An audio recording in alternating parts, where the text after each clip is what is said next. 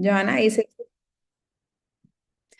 Welcome to all participants today to the second session of the Green Index 3.0, this training series that have been launched by the European Microfinance Platform and the Green Inclusive and Climate Smart Finance Action Group. My name is Natalia Realpe Carrillo, Director of HEDERA Sustainable Solutions and lead expert for the Green Inclusive and Climate Smart Finance Action Group. Today, the standard that we're going to revise is the second one. Don't be distracted by the number one, but it's the second one, identify environmental risks and opportunities. If you remember last week, we were discussing about defining the environmental strategy, and today we are dedicating these 90 minutes to discuss what is the standard about, which are the indicators that we're going to revise. Also, we're going to discuss actively, I hope so, 4 case studies of financial institutions across the globe that have been implementing interesting practices, identifying risk and also identifying opportunities. And then we will again use the digital tool for the FSPs that are here with us for their assessments and revise how is it performing. Again, no answer is a wrong answer, is just for you to reflect on what are you doing in your environmental performance management. I see from our participants that we have many new ones. So I'm wondering, and here, Joanna, if you can help me to quick scan the participant list, if we might need to give a brief overview of the introduction of the Green Index.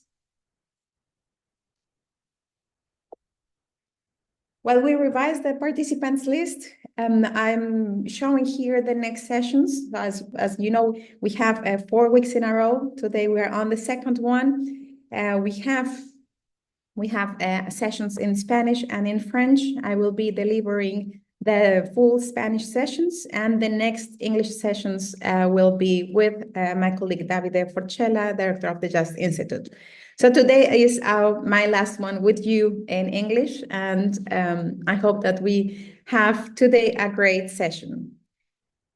You will receive the links to the next ones so that you can register on time and mark them on your calendar.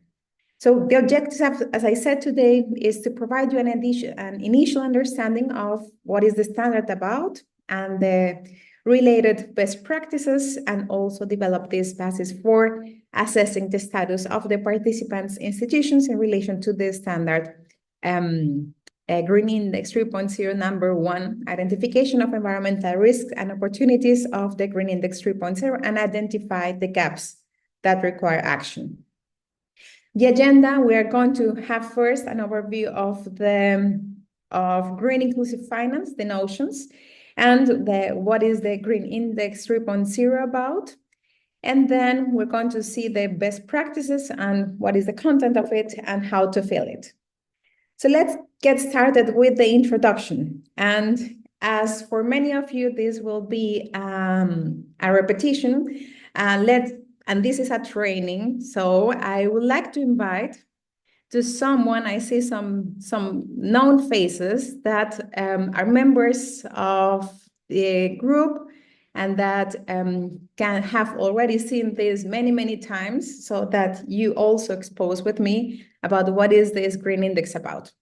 For those that it's the first time joining our training sessions, the Action Group is a unique think tank at the European Microfinance Platform with stakeholders that have been very interested in working on the topics on environmentally responsible inclusive finance. It is hosted at the e-MFP. We have more than 150 members from more than 75 institutions.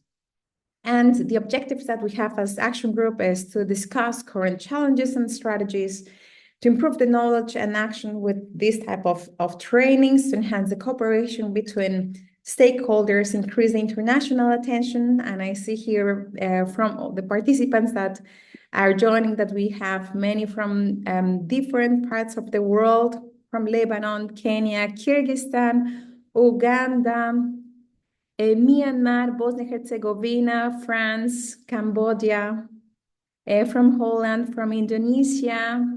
Wow, welcome to all of you.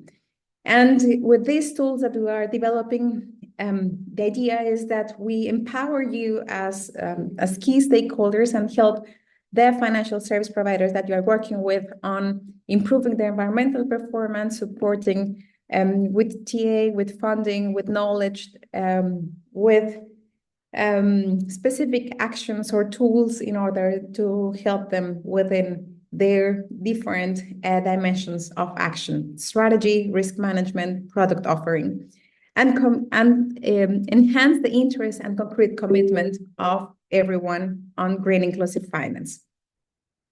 So now, for giving this introduction on what is green inclusive finance and the Green Index 3.0, who would like, if we have here, sorry, I see here, if I may call your attention, Philip or Maxence, would you like to say some words about the key notions or key concepts of green inclusive finance? Anyone? Philippe, go ahead, I think. Yes, Maxence? What do you want me to say? I mean, yeah, here, for instance, why are these three concepts important for green inclusive finance? It's something we have totally integrated in Services PTF, as you may know, because we have worked with you as part of the Green Action Group to develop our Dimension 7 on environmental performance management. Yes. And we have integrated these three concept dimensions into our dimension, because we need to take care, of course, of the three of them. And yes. So everything. Exactly. We are integrating them. So for us, developing green inclusive finance is not only to focus on reducing the adverse environmental impacts, but also doing or fostering that we have economic opportunities, that any of the products or the risk management increases or satisfy the demand and increase the revenues of the clients, and also that we reduce the vulnerabilities. So these three concepts that are aligned, so we want to reduce vulnerabilities of the clients, we want to reduce the adverse impact, and we want to foster the economic opportunities of clients, are those three concepts where we want to base our green actions. And as you said, so the Green Index has been aligned with the universal standards, the Dimension 7 on environmental performance management, for which these notions and concepts are fundamental. So in this nexus is where we have green inclusive finance sitting, and in order to have resilience generation, ecosystems conservation, and generation of better and more resources for the population that we are targeting from financial service providers.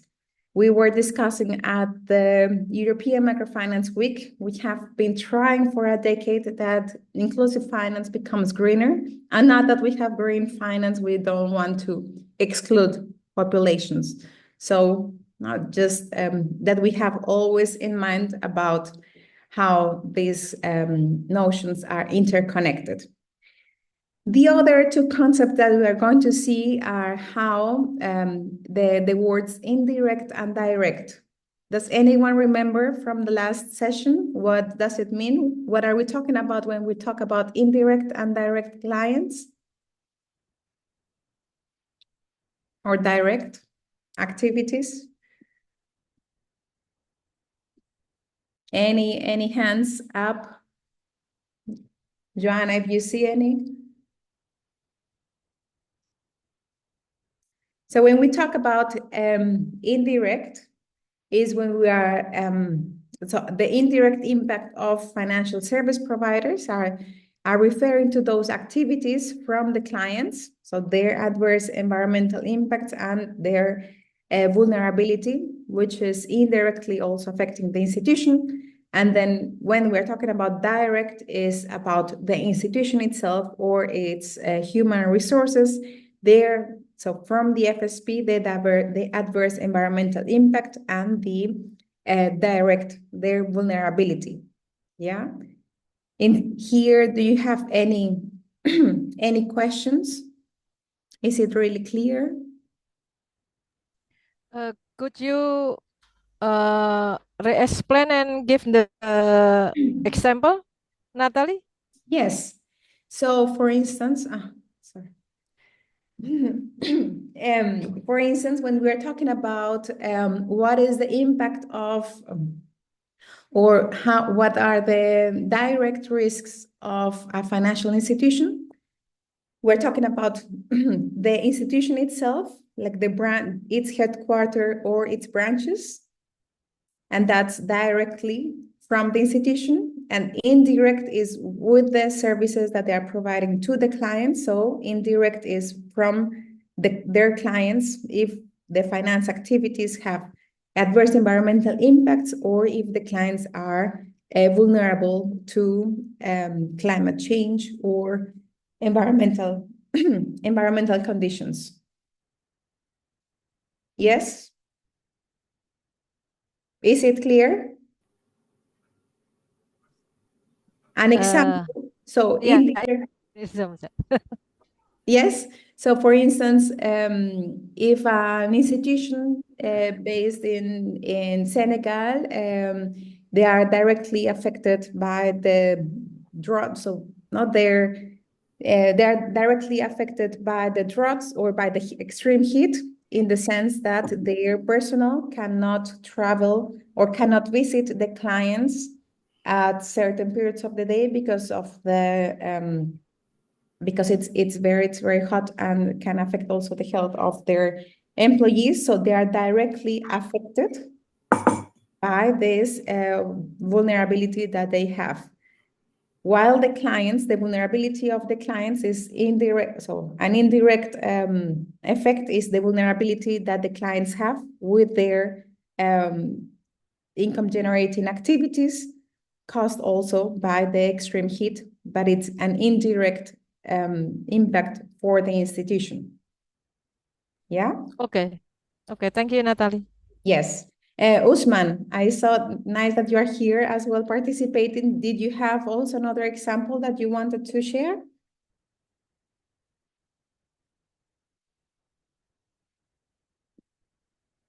No. Okay.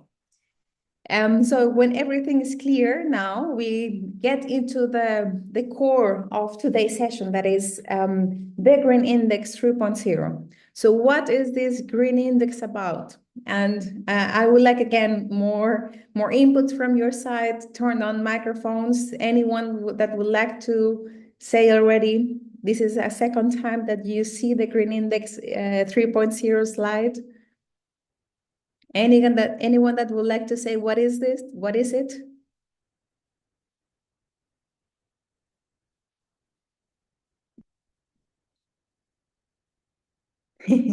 Okay, I won't put you on the spotlight, but I will say then. So the Green Index is this tool that initially, so it is a tool for the FSPs, not directly for the clients, but it's an evaluation at the institutional level that helps to understand what is the environmental performance, what are the institutions doing in terms of protecting the environment or enhancing the climate resilience of the institution and also of their clients.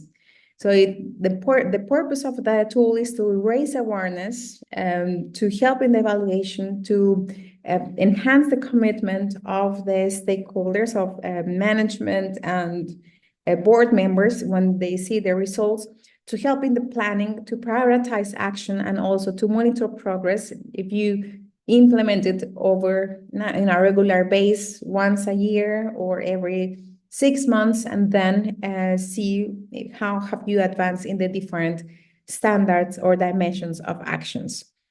This tool has been developed in 2014, and its latest in its latest update in 2021, we have worked together with CEDES and SPTF, as Maxence said some time ago, that we have been working together so that these tools are aligned. The green index as this questionnaire, that it's very detailed, and the dimension 7 that is now mandatory with the universal standards, so that institutions that fill out the green index are also completing the dimension 7, and that if you are developing your strategy or all your actions that are also aligned to the universal standards, that this is also aligned with the work that you've been doing with the auditing and your further planning in your social and environmental performance.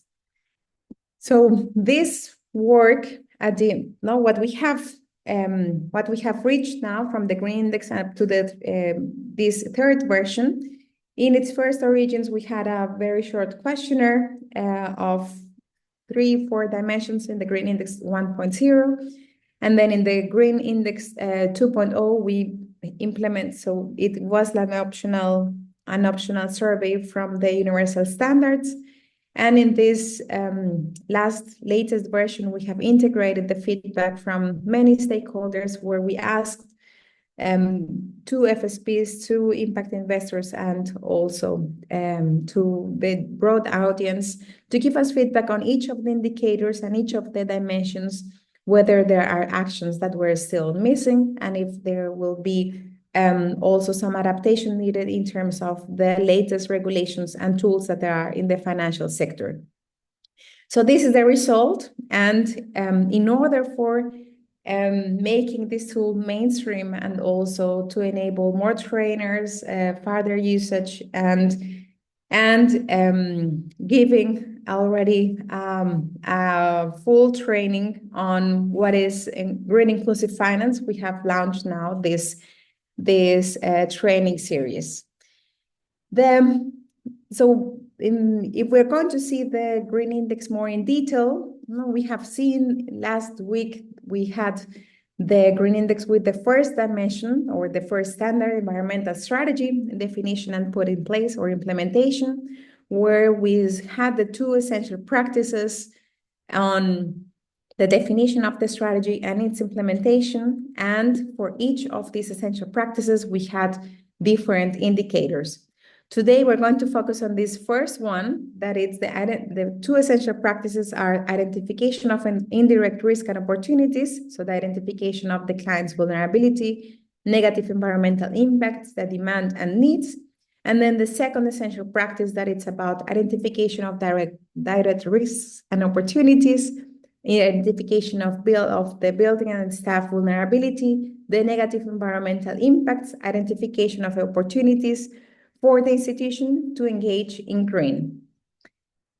As you see in this green index, we have for each of the standards, we have these 2 essential practices. That means these are like the minimum or practices, actions that are expected from the institutions, or that can guide the institutions on how to get around these standards, and with specific indicators for each of the essential practices.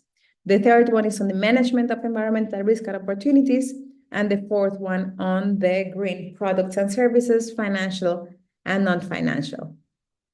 Up to here, any questions? I see it's very silent from your side.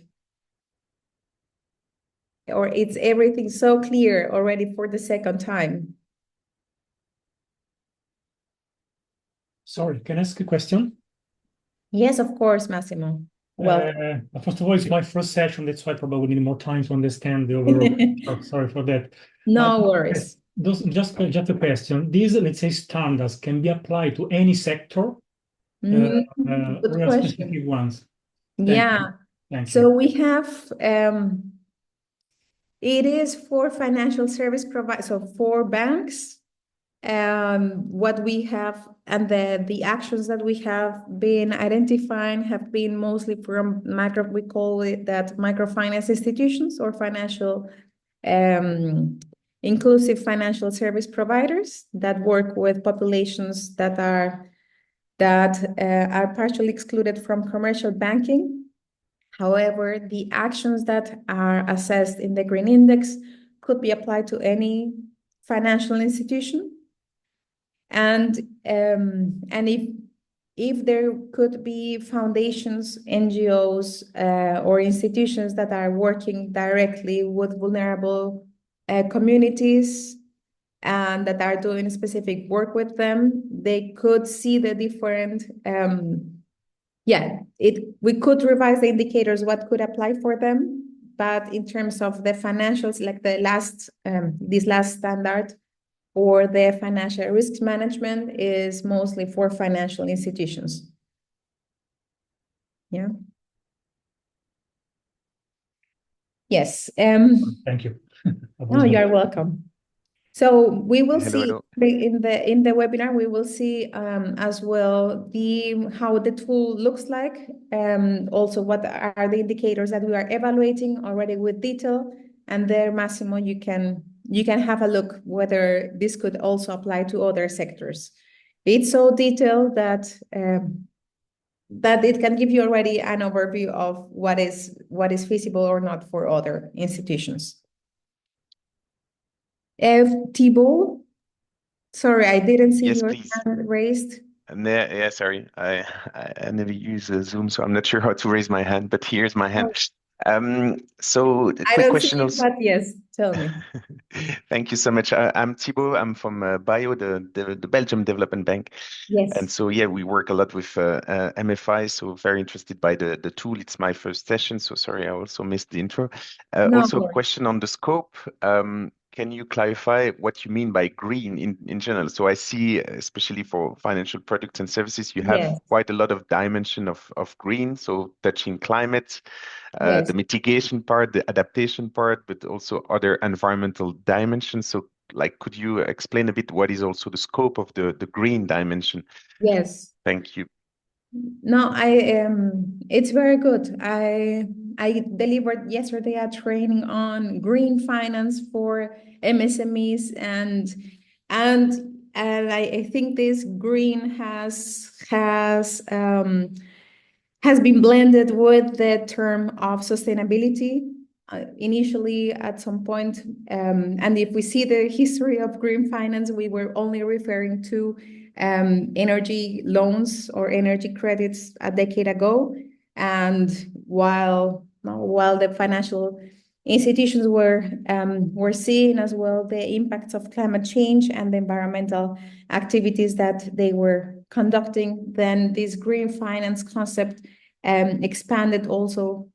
We are talking about environmental commitment with financial inclusion and how these are interrelated and combining or bringing with purpose financial institutions offering services or implementing actions within their institution, putting at the forefront sustainability and environmental objectives.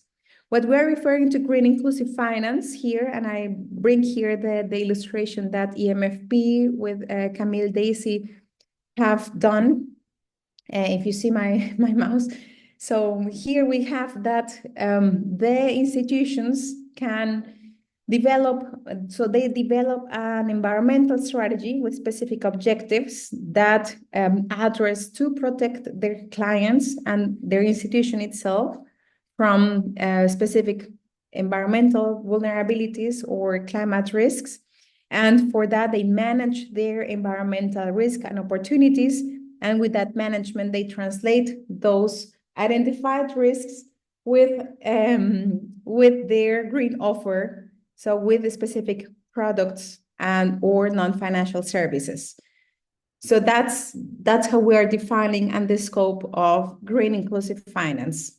Does it help in this with the visualization? Yeah, I understand it's more process based. So yeah, whatever is material for the institution will be brought as a topic of sustainability, environmental sustainability. Yes. But yeah, the way you approach, like I don't know, adaptation, for example, is very specific, context specific. So you might need additional tools to really understand what it means, like being adapted in a specific context, in a specific geography, in a sector, etc. So I understand this is more process based in order to guide institutions to go into some more details afterwards, potentially with other tools, complementary tools, to better understand the water management, the climate management. All those dimensions might need additional support, but it makes sense. Thanks for that. Yes, exactly. You use the correct words. It's process-based. And here what we are saying is, what are those processes, or what are those actions that institutions are able to do, or that could do, or that are good practices to do. Yeah. So it's not taking, so if you compare between frameworks, it's not saying only for adaptation do this, or only for mitigation do that, or for climate resilience these are the steps. But rather, if you want to have a green finance, define a strategy, identify your risks, manage those risks, and translate this into products. Yeah. Good. And we go to the last questions to Sifueli Yamuya, and then we get started with the case studies. Can you hear me, please? Yes, you can. We hear you. I was asking about the web. Can you elaborate a little bit about the web? Oh, we hear you very, very far.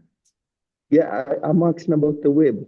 Can you elaborate about the web, the website? From the green index chart. This one? Yeah. Yes. So when we have when an institution receives the result, and they receive this, so you can score from 0 up to 100 points per dimension. Yeah. And then based on those results, then diamond will appear as the result of the scoring of the green index. And then you will see this overview helps to see where is the institution more has more experience or has been more advanced, while other areas are not yet that advanced enough.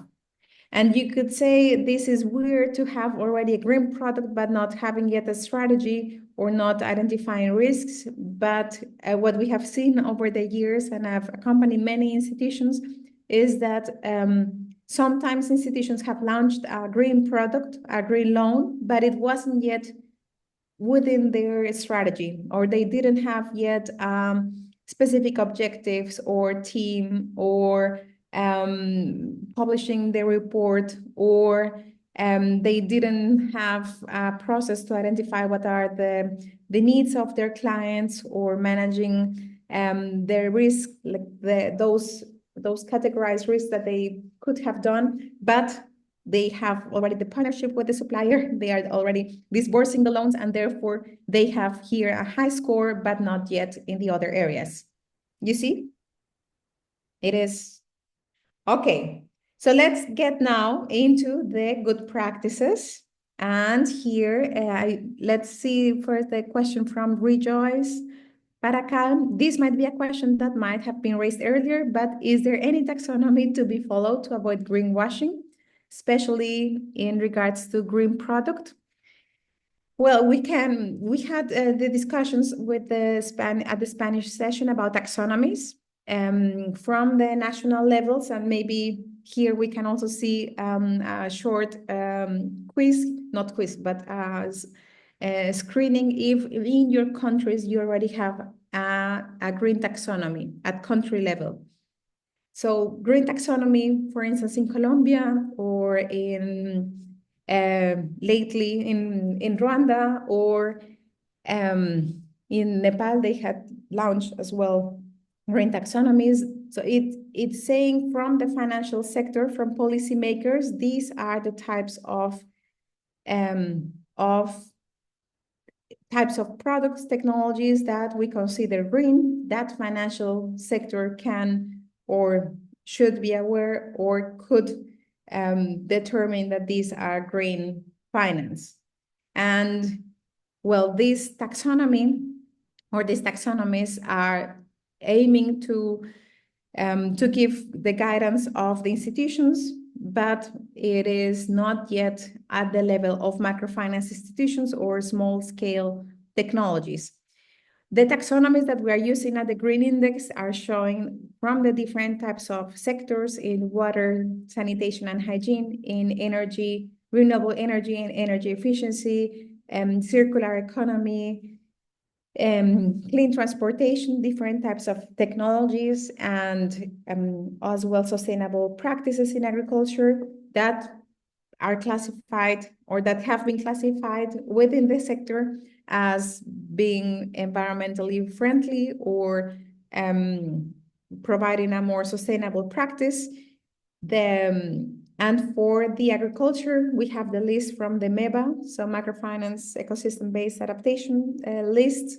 So we could say that these are already pre-approved, but for the other ones, it's only from feedback, and what we have seen from other institutions offering these type of technologies is not a sealed taxonomy of these are the only technologies to use or to be classified as green. Okay, as well, this is connected to the question from Thibault, like in terms of adaptation, climate adaptation finance or climate finance, it will be case by case or context based on what are the specific services that we might need for the clients to enhance their climate resilience. And this might be not only in terms of technology or a sustainable agriculture practice, but other types of services, mobile banking, saving accounts, recovery systems, repaying or renegotiating payment schemes, and more, and so on. Okay, so I think with Sofal and Rejoice, I hope that this has answered the tool. And Dennis, you will get the link for the tool to be like the digital tool that we are going to use. So for the good practices, for those that are joining for the first time, the European Microfinance Platform has developed this tool, the Green Map, with the support of the government of Grand Duchy of Luxembourg, launched in late 2022, 2023. The Green Map gathers the best experiences in green, not best experiences, but experiences from different financial institutions offering green finance from all across the world, as well multi-stakeholder programs that have been addressing green finance. I think, Massimo, this is a great tool for you to explore and see here what are types of financial institutions and other types of partners that have been involved in these type of projects. And as well, if you go into the Green Index 3.0 in the tool, you will have a list of also case studies available in Spanish, English, and French to explore what are other institutions doing in a very detailed level. Today, the sources that we're going to discuss are the case studies from Banca Mia from Colombia, Comuba in Benin, CACMO in Ecuador, and Tamwilcom in Jordan. Banca Mia and Comuba, we're going to speak about what are they doing in terms of identifying their indirect risk and opportunities. So what does it mean, indirect risk and opportunities? Anyone? Very clear? Loud and clear, indirect risk and opportunities. So of their clients, and identification of direct risk and opportunities of the institution from CACMO and Tamwilcom. Okay?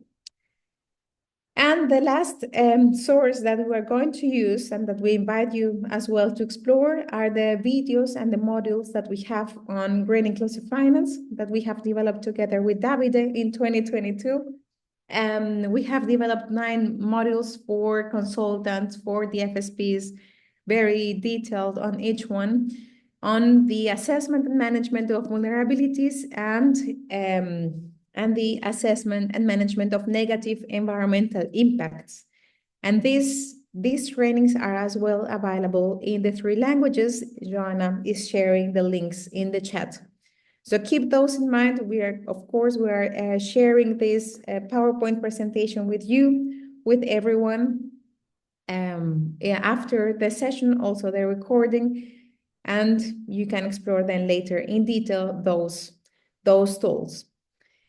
So today, what does it come to your mind? And here, no need to say a full paragraph or full sentence when we say what does it mean to identify risks and opportunities, and what does it mean direct and indirect risk and opportunities.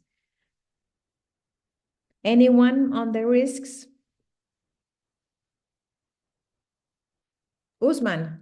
Yes, now. Natalia. Hello.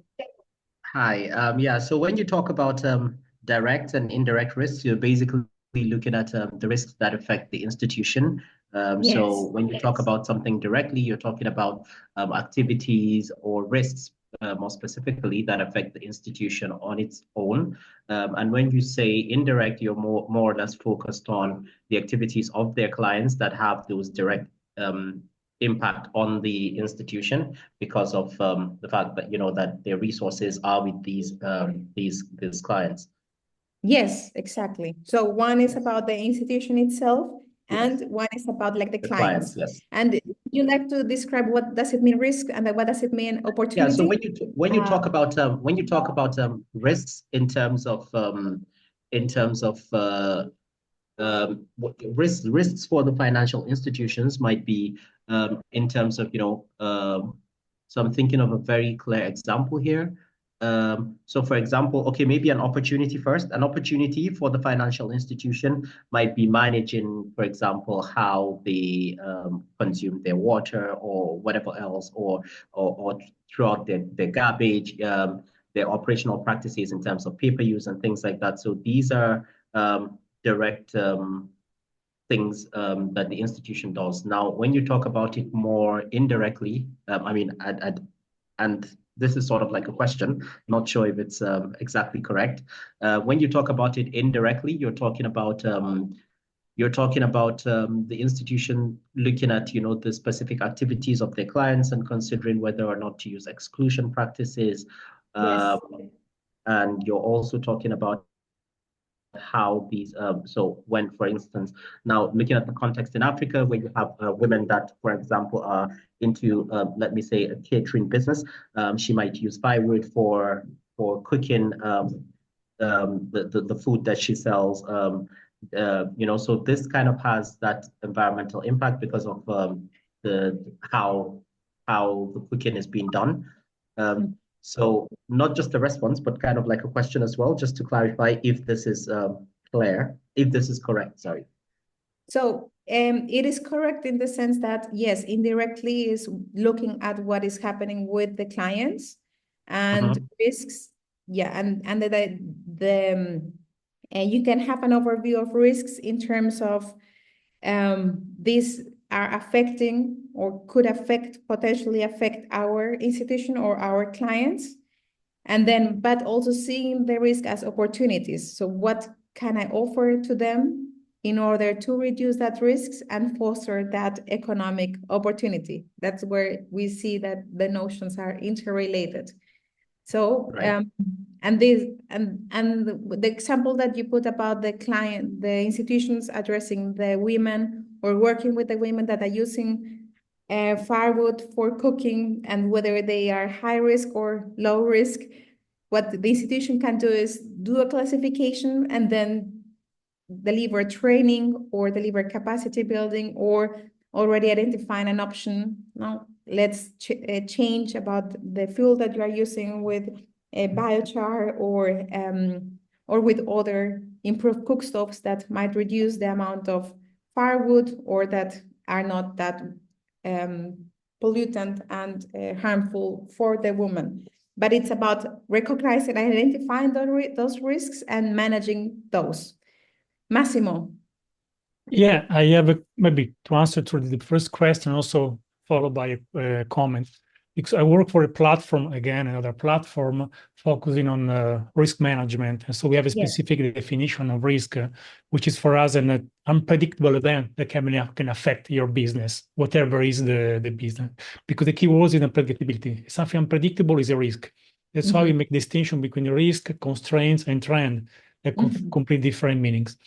But my question is, maybe we discuss afterwards, what's the methodology you follow to identify and prioritize the risk? Because in our team, we based our analysis on data series, comparing the frequency, the severity of a given event, and then we stabilized based on the economic losses, what could be the prioritization, risk A, B, C, D, and then we find the solutions. Yes. But I'm very curious to understand what's if you have different methodology and what's your definition as well of, or is, because for us in agricultural sector is any type of event, unpredictable event that can have an impact on macro, meso, micro level economics, business, whatever, depending on the direct and indirect targets or clients, institutions, you say. Thank you. Let me know. All right, as Thibault was saying, this process-based approach, what we are looking at is what are the actions that institutions are doing. So the tool itself, the Green Index, it serves to understand or evaluate what is the institution's ability to identify the vulnerability of the clients or portfolio and the institution itself, and the negative environmental impacts generated on ecosystems by clients and the institution itself, and the client's needs and demand for green practices and technologies, as well as the opportunities for the institution. So it's about evaluating what the institution is doing. So process-based, what we are going to see is that now we see here the two essential practices that we have in identification of indirect and direct risk and opportunities, with them identifying at the client or portfolio level or at the headquarters and branch level with its own environmental opportunities. So let me show you now the details of the tool, and then you will see how we address this risk identification. So with the tool, we're not saying this is the only method or this is the only approach to risk identification, but rather we want to understand whether the institution identifies vulnerability at client level or portfolio level to climate change, environmental degradation, biodiversity loss, etc. That means any institution can define the process that they are going to implement, or the tools, or the approach, or the framework, whether provided by their central banks or with a specific investor support, but rather it's about whether they are implementing the process. These are the 6 processes. Institution identifies vulnerability. The institution trains its loan officers on how to identify, evaluate, categorize client level, portfolio level vulnerability. The institution has partnerships with technical or technologies providers to evaluate the client or portfolio vulnerability. The institution identifies adverse environmental impacts at the client level or portfolio level related to greenhouse gas emissions, land degradation, waste management, production and management. The institution trains its loan officers on how to identify, evaluate, categorize client level, portfolio level adverse environmental risks, environmental impacts, has partnerships with technical or technologies providers to evaluate client or portfolio level adverse environmental impacts.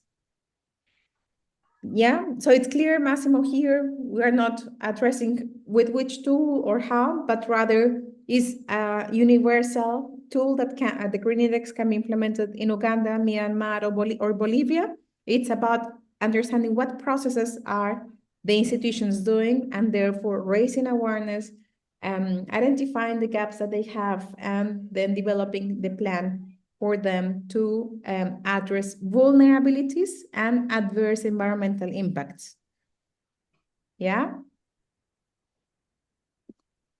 Okay, anything here, any question here before we go to the example when we are starting with Banca Mia?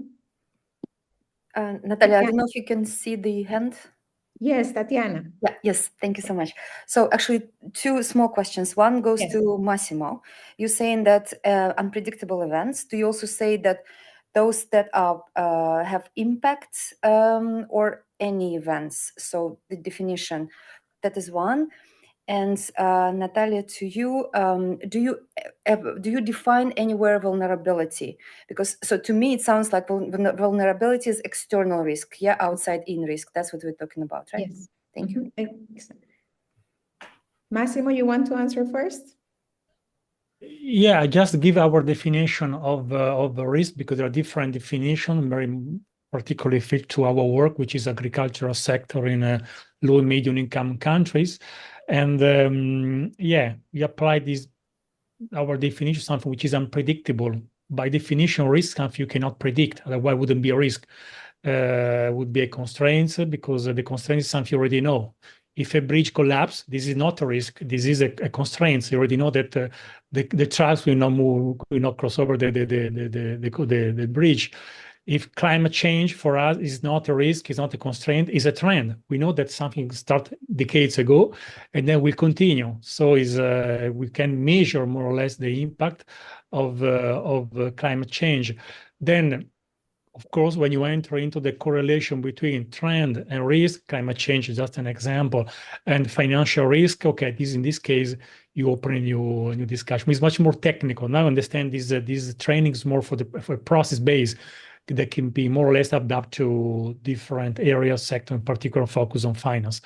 But yes, this is the way we work in our world, let's say in our sector. Over.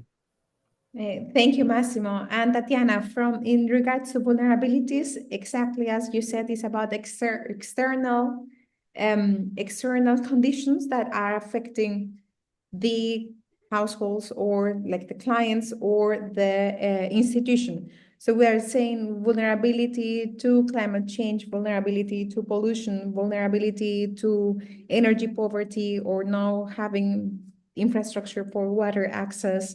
These are conditions that are vulnerability that the clients or the institution may have. Jonathan. Hello and good afternoon. Can you hear me? I'm outside somewhere. Yes, we hear you. We hear you very well. I've been listening to Massimo, and I am thrilled that he's asking these beautiful questions. I'm just looking at this list and listening to you earlier. I should know the answer, but I don't really know it. You've mentioned more of microfinance institutions than commercial banks. Yes. And a lot of commercial banks these days are also, scrambling to access climate resources, right? Yes. Are they interested in this green index? So. Are they interested? Is there a way we can find out? Good questions. This is we're going to screen our list of registrants here with e-MFP, but actually commercial banks are already, now if they are addressing or they are offering financial services with conditions that could help households or clients with MSMEs, or that have been denied access to other financial services, or without collateral, or without formal businesses, and are able or are interested to support them, then of course they are welcome. We don't have yet, or not that I know, Joanna, maybe you can know if we don't have yet a specific interest signalized by commercial banks. but they are not excluded. And what we've seen is that from commercial banks or a larger financial sector, they are using, or the tools that are being used are more at global level and with other types of information that is gathered by institutions. But yes, I think it's a good question to pose, whether we are also attracting commercial banks using these tools. So I wanted to show you more in detail about the indicators to show you how we are focusing on reducing vulnerabilities, reducing those adverse environmental impacts that are caused by the activities from the institution and also from the client. And then here, with which tools? So is the institution conducting market research and identifying the demand and needs? Is the institution identifying the needs or demands of each of the clients to access to affordable, reliable, and clean energy, clean water, increased productivity, quality of production or revenues? Is the institution training its loan officers and back office staff on the identification, evaluation, and categorization? And is the institution having partnerships with technical or technologies providers to evaluate clients' needs or demand for green practices or technologies? So you see, we're addressing how is the institution identifying the vulnerabilities? How is the institution identifying those environmental adverse impacts to the environment from the clients? And how is the institution doing this? With market research, with a specific data collection within the institution? Is it training its loan officers, or is it doing it with external support? Yeah, so you will see that that structure of the questionnaire. And then as quantitative indicators, we have both the number of loan officers who have received trainings, the awareness raising events that have been done, the established partnerships that have been established by the institution, the number of loan officers receiving training on the client portfolio level adverse environmental impacts, again, awareness raising events and partnerships, the total market for green financial products and services, total market for green financial, for non-financial products and services that has been identified within the market study, total available market for green products and services in the area of operation. Tatiana? Sorry, needed to find unmute. I love the how it is all structured. Very nice. The only question that I get, and also from the European Finance Week, the discussion of going as much as possible from outputs to outcomes. Here we're looking at outputs. So how do you guys look at that? Thank you. Well, here we have only outcomes here on this, and if you revise all the quantitative indicators from the green index at all the dimensions, we are insisting at the institution to have to gather a baseline and go and track all these number of loan officers, so outcome base of what have they been performing in terms of understanding what are they doing of all these processes that they are implementing. And then afterwards, if they have multiple data collections and the reflection on what has been the processes and strategies that they have been implementing, we will see if there could be other type of conclusions in the changes of these outcomes. Can I just specify? Sorry, Philippe, I'll just take 1 second. I'm sorry. So you're saying that you're also measuring the, let's say, the number of loan officers trained in output, right? Yes. The effectiveness of Nexi, sorry, could you please mute yourself? Nexi? But the effectiveness of that loan officer, so do you measure that as well? Okay, thanks. We don't have here, so in the tool we don't have. That's not what we are measuring, like how effective. Well, if the institution is implementing within the institution itself, how effective it was, then it's a result that it's being addressed at the institution. But here within the list of quantitative indicators that we have, we are not measuring about this effectiveness because we are not able, we cannot specify this case by case. You see, like the institutions may have other, we cannot say this is the only way of doing this. We are assessing the type of processes and actions that the institution is implementing, but not how. Right, but the number of trained officers to me sounds as an output rather than outcome. Outcome would be that the trained officer has done something different from before they were trained, and that is not measured. And I'm sorry going this deep, but because I found it really interesting, shift, and just making sure that I understand it correctly. How you guys use it. No, it's good. I am sorry, Tatiana.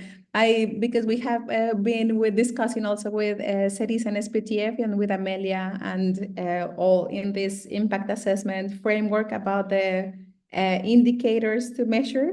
Yes, I agree with you about the outputs.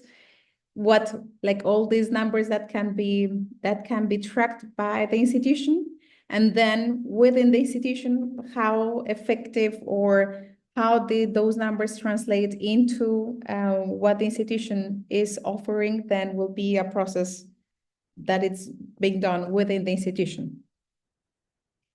Yeah. Thank you. Yes, okay. Please.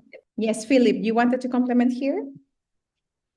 Yes, I think that in this part, what is very important is data collection. If you don't have the data, you don't have the information. If you don't have the information, you cannot take decisions.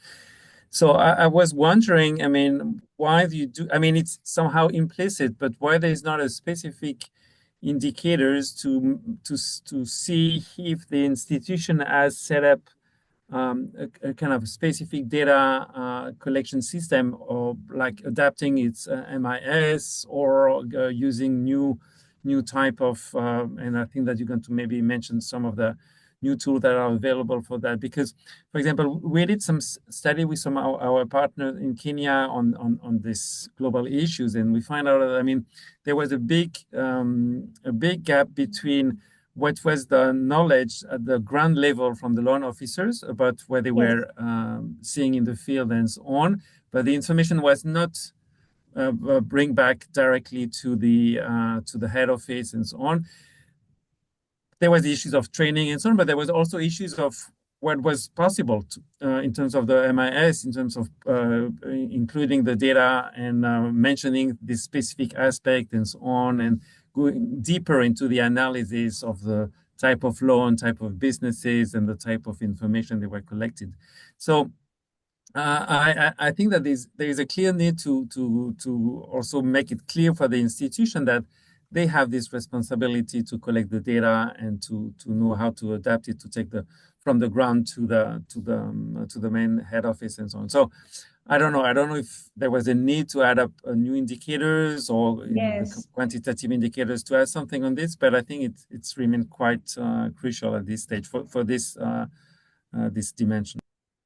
Yeah, thank you, Philip. I think it's very interesting, this discussion also with the inputs from Tatiana, and I see here also echoing the message from Ingrid Smith about like the risks that are on greenwashing if we are just measuring some specific numbers, but not the effectiveness or what it is bringing. And what we saw, or what were the discussions also last week about what does it mean, this greenwashing, about developing the or saying something but not able to verify or to demonstrate, and at what level are we doing enough? Then the question is the tool enough in order to avoid this greenwashing, but rather to signalize or show the institution what are those gaps still to address.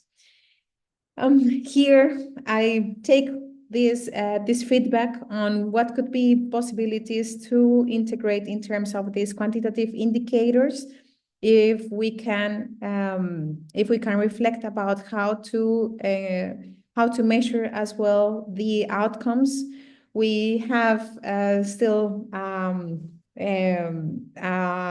discussions with SERIS and SPTF on the quantitative indicators gathering, and we can reflect on what can we improve for this and avoid further issues. And from Rejoice, last question, what will classify as partnerships and specialized institutions? Is the scale of partners included in the index? Classify as partnerships is about like an external supplier or any external institution, organizations working with the institution, that classifies as partnership. And is a scale also included? No. The scale of partners? No. Whether the partner is small or big or international, it is not included. Okay, let's have a look to what Banca Mia is doing, and we will dedicate the last 30 minutes to revise the different case studies. So Banca Mia is this financial institutions. You are welcome, Rejoice. Banca Mia is this financial institution in Colombia, and they have been identifying like the geographical areas that are exposed to climate threats along the different regions of coverage from the institution.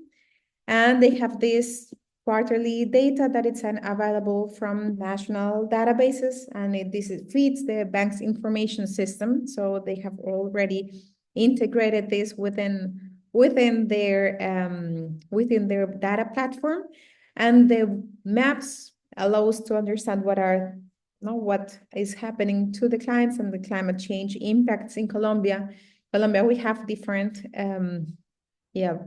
due to the mountains, its geographical location, we have different ecosystems, and climate is affecting in different conditions to across the regions that Banca Mia is working.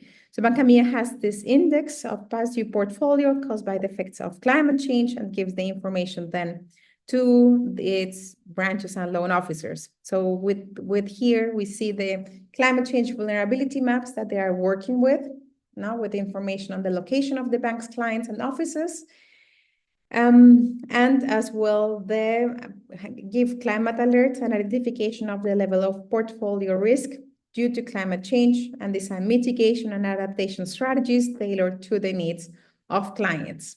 So these are, the picture is not very sharp, but they have the vulnerability maps and showing the different types of risks of deslizamiento, how can we call this, creciente, súbita, if a river will grow, or electric storms, or wildfires.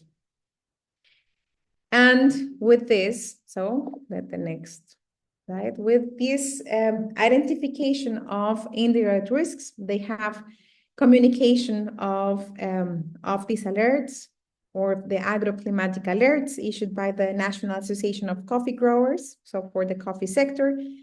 And the CENICAFE provides recommendations for the farmers on good agricultural practices, and they give technical support or suggestions for the smallholder farmers' productive activity are sent to the farmer's cell phone. So as you see here, it's about identifying what are those risks for the clients, and then they act as intermediary in order to send that information to their clients. Yes, Philip. Yeah, I just wanted to know, I think it looks very interesting. I mean, the type of information that is received automatically, is it a free service, or do people have to pay for it, or is it provided? I mean, what is the business model behind? So for the clients, it is part of their services that they provide us from the bank. It is not extra charged. Okay. And the bank, do they have this kind of specific agreements with CENIFAS or whatever? Yes. And they get it for free, or do they have to pay for it? I think they have to pay for it because it's a repository and research center. Yeah. And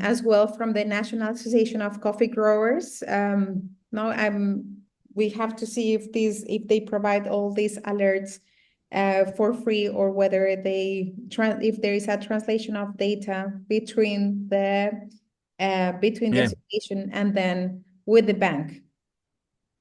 Yeah. Yeah, because I think it's a key to understand what is the business model behind. I mean, if it's that expensive, if it's expensive, but at the end the cost they get, or the benefit they get, allow them to pay the services at the level of the bank. I mean, it's it could be quite interesting.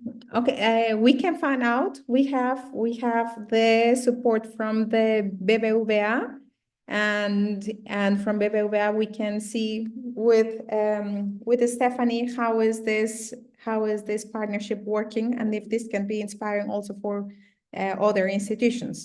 So I'll take that as homework for our next session, or that Davide tells you then how does it work. Okay. Okay. Thank you. No, you're welcome. So, and then here we have the figures. So, sorry. The definition of the percentage of clients vulnerable to climate change, including at least 2 levels of exposure to risk by department and geographic location, the categorization of clients according to their level of vulnerability, and where clients are more vulnerable, training workshops are organized for both clients and staff.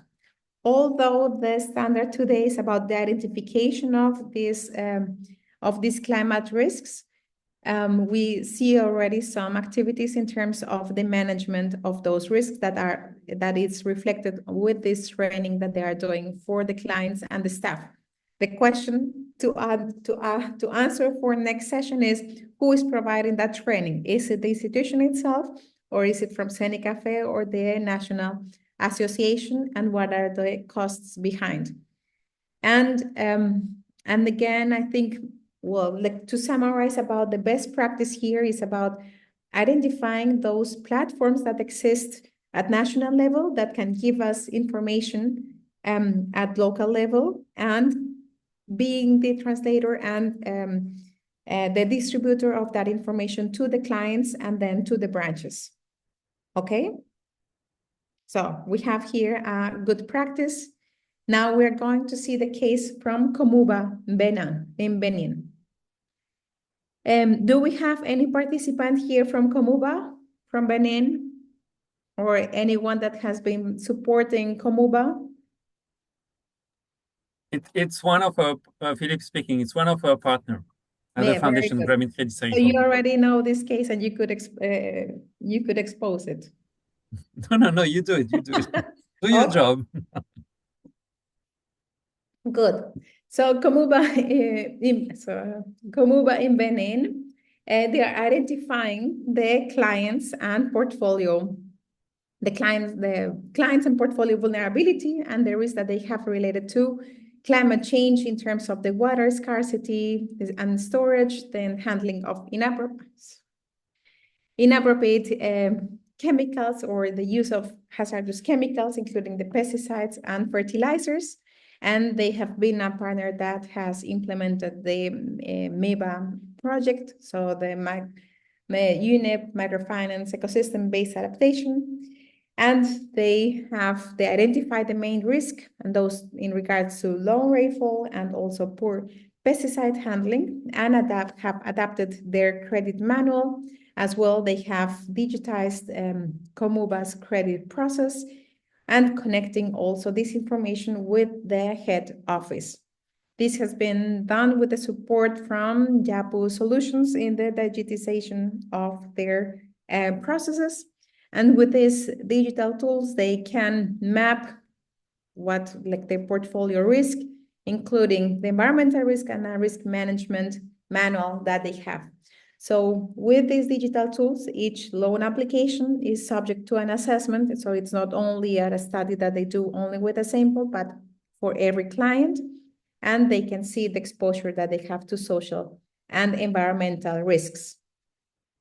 Does any institution here have experience with digital tools, where in the digital tools you can have a look to the exposure to environmental risks or do any type of categorization, identification? None? Not yet, not yet. So what Komuba has done here is making or having, implementing this type of tools in order that they can see what are the climate risks that their clients are exposed. They have been implementing the UNEP, so from the taxonomies that there are, the UNEP microfinance ecosystem-based adaptation measures. We have a list of more than 40 measures that have been characterized as sustainable practices for agriculture, and these are recommendations then that are being given to the clients. I see here in the chat. This is not a level playing field. In some countries, the public sector provides important information free of cost, like often in India, and no such services are offered in sub-Saharan Africa. The business case matters, as Philip pointed out. Indeed, very good. Auditors need such benchmarks per country or region for the scoring of these grain label indicators. Hence, this is referring to the case of Bankamia, right? And Bandar, Mohammed from Yemen, thank you for your participation as well. For microfinance institutions, I believe there is an opportunity to provide microinsurance services to clients and thus mitigate the negative impact. Indeed, microinsurance will play a big role then in the next standard on managing the environmental risks. Hans Rahmen, do you have any other comment that you would like to address in terms of access to information? It said what it pointed out, that the green lines do not come benchmarks. So in countries where, let's say, climate vulnerability maps are available by the public sector and do paid for, I mean, simple for inclusive financial institutions to link their clients with them, to use them. But in like mainly in sub-Saharan, it's not, and it would be then also quite basically that can in India, but at any cost would let's say similar scoring as one MFI made the kind of investment and in a country where it's so somehow there must be playing. Otherwise, it is kind of incidental. Then, what will the indicators? It has to be what is agreeable by the sector or free of cost. Otherwise, it really not terrible, or there would be kind of unfair. So, kind of benchmark. I think it will be difficult, but yes, something we need to give it as recommendation for this green labeling. Thank you. Yeah. No, thanks to you, Hans. I tried to capture your message. Unfortunately, the connection was very bad, and your most important words were cut. But I agree that we need to understand which are those accessible databases that where microfinance or financial service providers could use in order to understand those climate risks. We were exploring in Luxembourg about the use of geospatial data and how could microfinance institutions make use of it, or if there could be digital solutions that can translate that data for the financial institutions. And the question as well will be, what is the business model or the cost they later for the financial institution? I know that in the case of Colombia, and because I've seen like also Contact that they give alerts to the clients, there is a national entity providing these very local alerts, and then institutions can use that information. But from specific associations, the question is how, if there are costs related to these tools. CGAP is also doing an exercise of collecting identifying the different tools, databases, software that are available for microfinance institutions to understand that what are those climate risks. So we will see very soon as well these resources for the institutions. Let's have a look now to the identification of direct risk and opportunities, meaning for the institution. And we have here now the indicators that we are collecting. The institution assesses its own vulnerability to weather threats, climate change at headquarters, properties, buildings, branches, it's repeated. The institution assesses the adverse impacts of its internal activities on the environment. So what's the ecological footprint? The institution trains its loan officers and back office on the assessment of the institution's energy expenses, waste produced, paper expenses, fuel expenses. The institution assesses its own opportunities to develop and implement an environmental strategy, an environmental or climate risk management system, green products, and services. So, as you see here again, the structure of the indicators is first if you are doing, then if you are training, and then if how is it put in place. Again, not direct is about the institution, so we see the vulnerabilities of what is happening from the environment to ourselves. Then if they are assessing this and then tracking, and we have here the different quantitative indicators, and this is data that the institutions can collect or that they can track, especially from their expenses. And then how are they managing this, whether they are training their loan officers, if they have processes in place, or if they see opportunities to develop, and how are they identifying it? Yeah. Any questions here on the indicators, or we jump to the last 10 minutes for the other case studies? You see now the difference between indirect and direct. So the first essential practice, we focus on the clients. Now we're focusing on the institution. And we have two nice cases, CACMO in Ecuador and Tamwilcom in Jordan. So CACMO in Ecuador, any partner here from CACMO? No, you don't have to expose, but just to know, I think it has been a remarkable institution. So CACMO in Ecuador has a restoration process. They have exposed as well their case where they are building, this, have here my window. They have been having in their headquarters using eco-efficient parameters and establishing criteria to reduce their energy consumption and water consumption, and using recycled materials.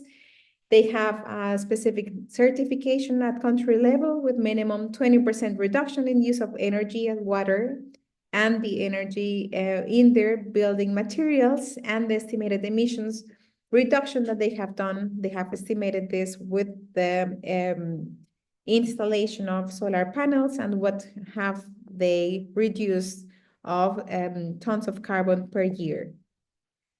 As well, they have awareness raising within the comparatives members and the civil society, showcasing how their Green CACMO project, and they said, like, investing in sustainable technologies and the use of clean energy for us as institution can generate short and long-term environmental, economic, and social benefits for everyone. So what they did is in their headquarters, they built their Casa Verde. So with energy, in terms of energy, they reduced the window to wall ratio, reflective paint for external walls, energy saving lighting, and solar photovoltaics for the institution. In terms of water, they use low flow faucets for bathrooms, dual flush water closets, water efficient urinals, and a rainwater harvesting system. And in terms of materials, they use composite in situ concrete and steel deck, composite in situ slab for roof construction, and reuse of existing internal and external walls, reuse of existing window frames, and more of these practices. And this meant for the institution an economic savings in energy and water consumption of approximately 42% per year. And this is the nice number, or the number that they were addressing with all these changes that they do within the construction of their Casa Verde. Is there any institution here? Yes, Philip, here that has established. No, yeah, I'm sorry. I'm still focusing on my business model. So yes. I just wanted to understand. I mean, it's very interesting that they say that they're able to save around 40% per year. But in terms of the investment, because I guess that all that they did has been real investment on the long term.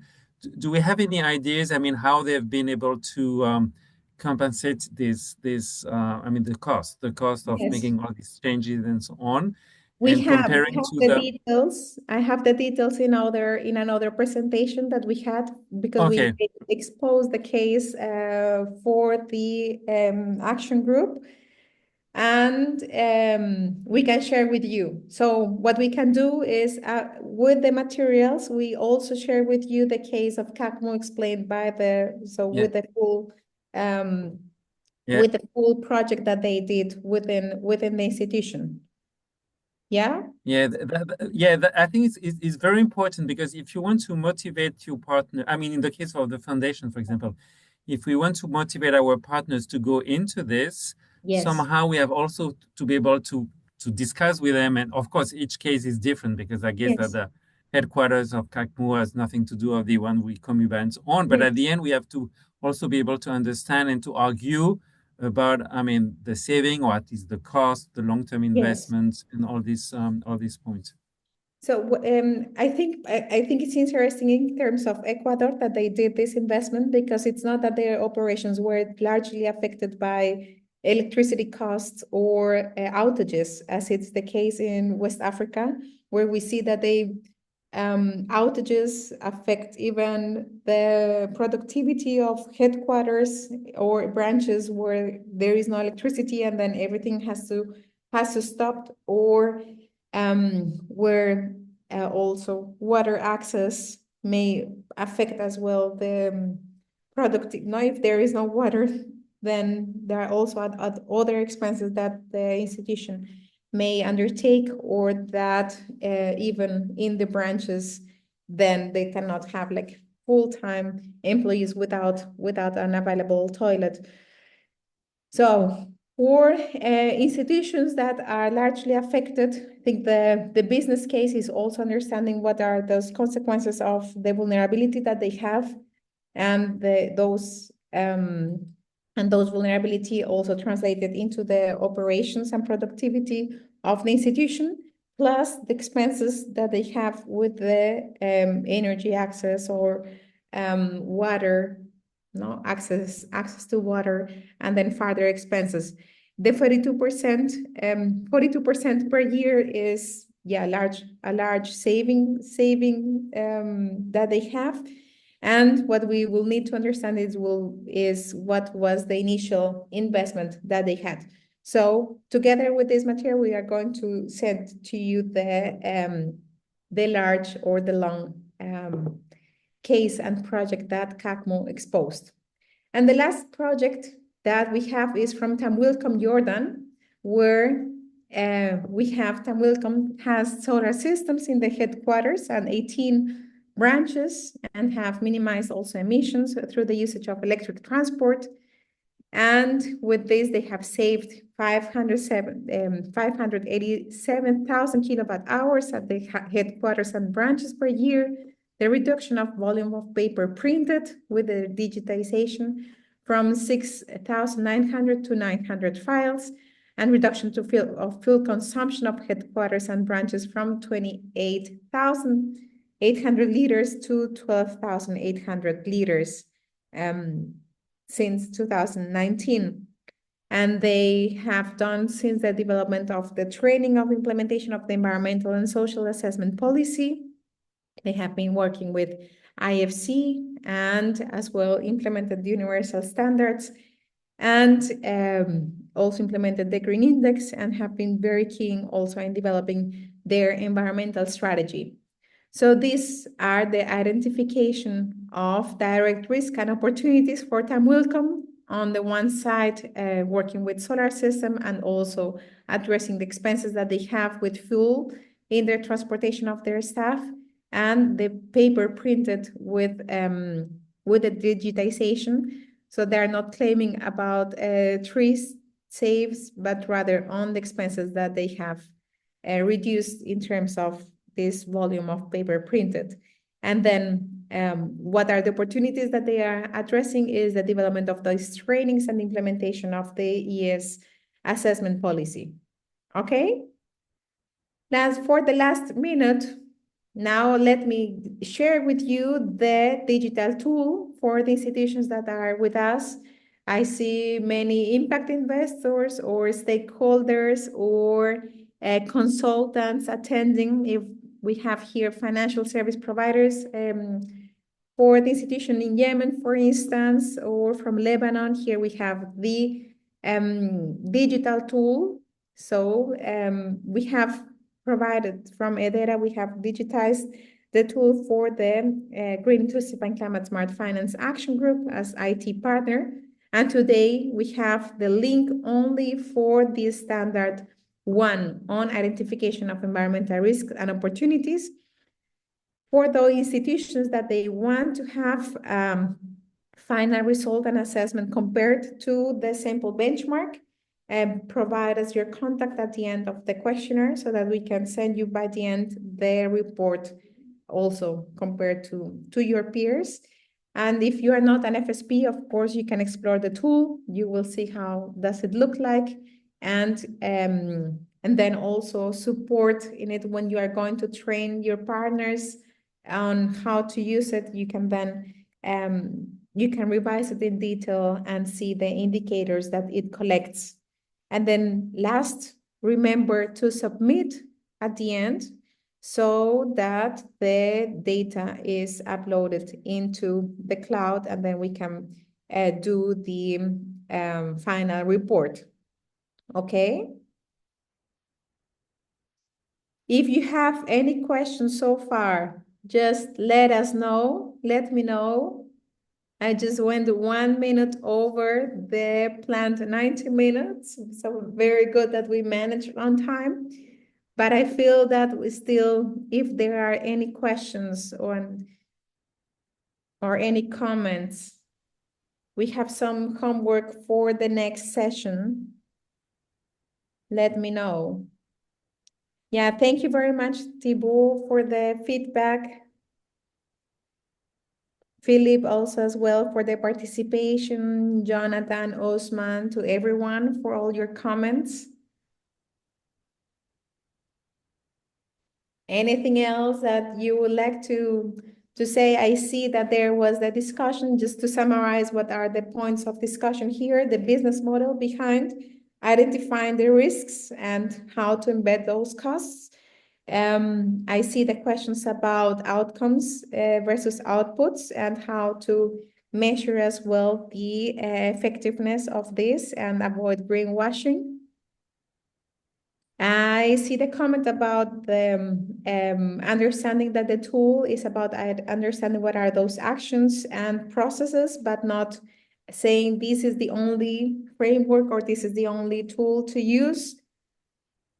Thank you for all the feedback, and it was a pleasure to have guided you these 2 first sessions last week and this week. The next ones you will continue with Davide. I will continue the Spanish sessions. I will share with you my reflections that I had from the first two meetings, and I think with all those comments we can have some inputs to further improve the green index and also work together with CERIS and SPTF on the indicators that we have established for these tools. Thank you very much. Have a great day. And yeah, to you, to Cambodia, Myanmar, good evening to you for those that that are accompanying us from other regions. Yeah, thanks.